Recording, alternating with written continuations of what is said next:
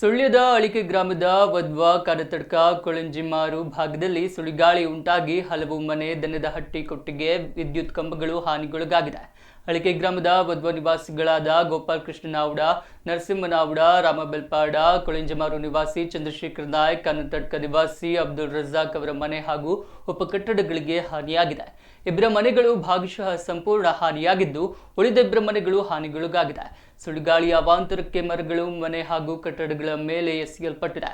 ಸ್ಥಳಕ್ಕೆ ಅಳಿಕೆ ಗ್ರಾಮ ಪಂಚಾಯತ್ ಅಧಿಕಾರಿಗಳು, ಚುನಾಯಿತ ಪ್ರತಿನಿಧಿಗಳು ಭೇಟಿ ನೀಡಿ ಪರಿಶೀಲನೆಯನ್ನ ನಡೆಸಿದ್ದಾರೆ.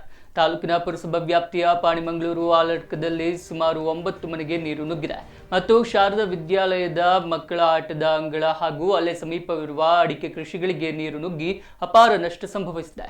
ಈಗಾಗಲೇ ಮನೆಯವರಿಗೆ ಮನೆ ಖಾಲಿ ಮಾಡಲು ಇಲಾಖೆ ಸೂಚನೆ ನೀಡಿದೆ.